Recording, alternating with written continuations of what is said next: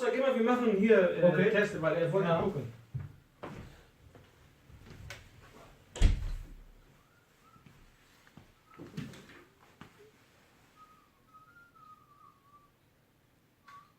Kan we beginnen?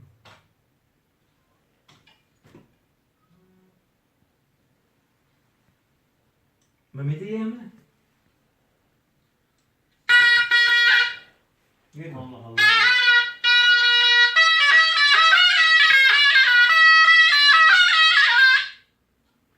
Hangi yedin mırçını? Ben niye? Ja, das ist so, das nicht.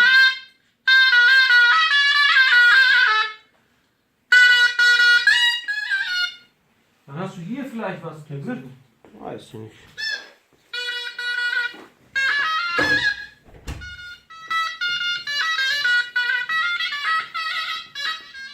Hoca, wir machen kurze Aufnahme, ne? Also, aynı kanını sanki görmüyorsun yani şimdi burada.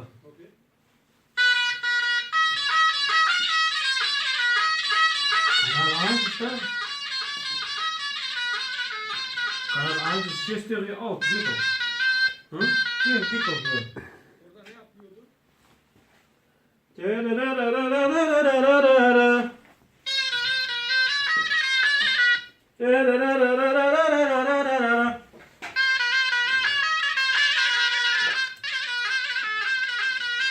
Müssen wir noch mal die Kette.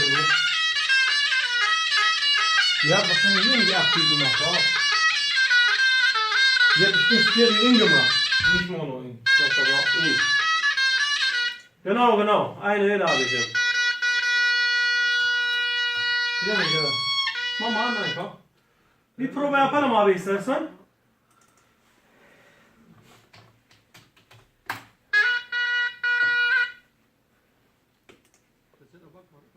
Kombinat, wie war's? İşte die. Ne demek ki ben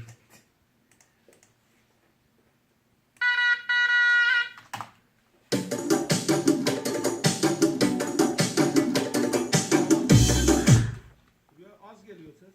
Az gibi geliyor. Az abeci. Az. Drinnen machen. Zieh nicht Kopfhörer. Abi orada da biraz şey yapabilirsin.